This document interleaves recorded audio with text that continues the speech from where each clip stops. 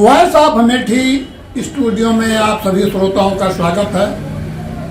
मेरे साथ स्टूडियो में आदर्श कुमार द्विवेदी उर्फ मनभावन पंडित, जो देवी पाटन संस्कृत महाविद्यालय माध्यमिक विद्यालय गुरुकुल आश्रम में संस्कृत और ज्योतिष पर शास्त्रों पर शोध कर रहे हैं। आज ये हमारे बदला जमाना कार्यक्रम में चर्चा के लिए उपस्थित हुए हैं।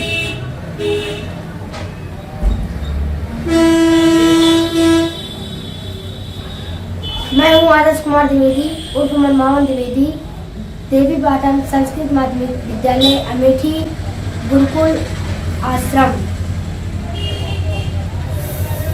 शास्त्रों एवं ज्योतिष का शोध कर रहे हैं। बदला जमाना के बारे में आज हम डॉक्टर ब्रजेश कुमार उपाध्याय के संपादक वॉइस ऑफ अमेठी से इसके बारे में चर्चा करेंगे। पिछले 50 वर्ष पहले हमारे यहाँ की संस्कृत संस्कार क्या थे, कितना बदलाव हो गया है। वॉइस ऑफ अमेठी के संपादक डॉक्टर ब्रजेश कुमार उपाध्याय विस्तार से श्रोताओं को बताएं। बहुत बहुत धन्यवाद आप सभी श्रोताओं को। मैं हूं डॉक्टर ब्रजेश कुमार उपाध्याय, संपादक डॉक्टर ब्रजेश कुमार उपाध्याय। बदला जमाना कार्यक्रम में आपका स्वागत है। हमारे इस समाज में इतनी कुरीतियां हो गई हैं, इतनी बुराइयां आ गई हैं, जो इस मॉडर्न युग में अपने सारे अतीत को भुला करके पाश्चात्य देशों की संस्कृति संस्कार का अमल होता चला जा रहा है। जैसे हम आपको सामाजिक जो बदलाव हुआ है उस पर चर्चा करते हैं। तमाम तरह के बदलाव, जैसे खान पान है, शादी विवाह है, सामाजिक व्यवस्थाएं हैं, सब में बहुत बड़ा बदलाव हो गया। आज के 50 वर्ष पहले जब हमारे यहाँ किसी के यहाँ शादी विवाह या भोज का आयोजन होता था तो उसमें हम लोगों को प्रसाद के लिए महुआ का पत्तल मिलता था या छूल का पत्तल मिलता था, और आज उसके स्थान पर फाइबर के थाली परोसे जा रहे हैं, प्लास्टिक के गिलास दिए जा रहे हैं। जबकि पहले मिट्टी के कुल्हड़ मिलते थे। तो ये आज 50 वर्ष 60 वर्ष का ये अंतराल जो है कहाँ ले गया है। महंगाई चरम पर है और महंगाई वाले सारे कार्य हम लोग अपनाते बराबर चले जा रहे हैं। जैसे खाद्य पदार्थों के बारे में मैं आपसे चर्चा करूंगा। आज के 50 साल पहले जब पूरी पकवान बनाना होता था तो हमारे यहाँ खेत से तैयार हुआ कभी सूरजमुखी, कभी बर्रे का तेल, कभी अलसी का तेल भोज के सभी कार्यक्रमों में लगाए जाते थे। इतना ही नहीं, गुल्लू का तेल, क्या स्वादिष्ट पूरी बनती थी।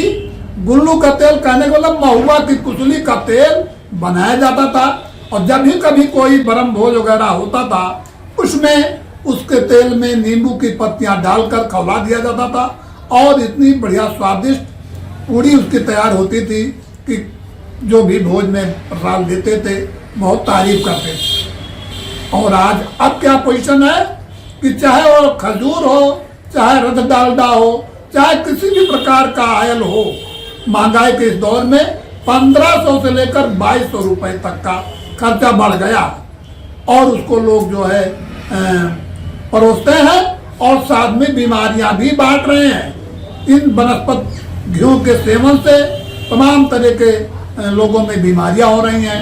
कहीं हाजमा गड़बड़ हो रहा, कहीं लीवर गड़बड़ हो रहा, कभी फेफड़े गड़बड़ हो जा रहे हैं। तो जबकि पहले के खान पान में अब के खान पान में बहुत अंतर है।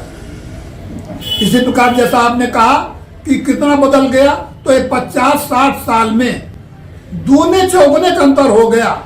जब हमारे यहाँ कभी कोई कार्यक्रम होता था तो हमने आपको पत्तल धोना के बारे में बताया, हमने आपको तेल के बारे में बताया। अब खान पान में ये था कि सभी लोग कपड़ा उतार करके जमीन पर बैठ करके भोजन करते थे और परोसने वाले लिए चंगुलिया में पूड़ी, कोई चीनी उसमें मिट्टी के बर्तन में लिए और कोई तमाम लोग बाल्टी में पानी लिए घूमा करते थे और उनकी इच्छा अनुसार पूछ करके परोसते थे और खिलाते थे। अब क्या हो गया है, अब बफर सिस्टम जिसमें जो है मेज लगा देते हैं, एक ही जगह सारा सामान रख दिया जाता है, आप पहुंचिए, जो भी जैसे हो, हाथ धोया है कि नहीं धोया है, चाहे वो टीबी का मरीज हो, चाहे वो कैंसर का रोगी हो, चाहे उसको डेंगू हुआ हो, चाहे जो भी जिस हालत में है पहुंचता है, धड़ल्ले से प्लेट उठाया और उसी चम्मच से सबको अपना सामान निकाला और वहीं खड़े खड़े अपना खाया पिया और पत्तल वहीं फेंक के अपना फिर बगल हो गया। ये तरह से ये परंपरा कहाँ कितनी सही है कितनी गड़बड़ है, इसका अंदाजा नहीं लगाया जा सकता है कि ये मेरा देश, मेरा प्रदेश, मेरा ये समाज कहाँ जा रहा है। हाँ, इस पर कोई नियंत्रण करने वाला नहीं है। अगर कोई नियंत्रण करने वाला होता तो निश्चित रूप से समाज में कभी अगवा हुआ करते थे जिनके कहने पे पूरा समाज चलता था। आज तो हर परिवार में सभी अगवा हो गए हैं, अपने आप सारी व्यवस्था कर ले रहे हैं, न किसी से पूछना ताजा। तो इन्हीं शब्दों के साथ आज हम बदला जमाना कार्यक्रम में आपको सामाजिक कुरीतियों के बारे पर चर्चा की है और मेरे साथ में जैसा कि आप देख रहे हैं ये आदर्श कुमार द्विवेदी भी हाजिर रहे और अगला कार्यक्रम में भी आपको हम इसी बदला जमाना पर ही चर्चा करेंगे।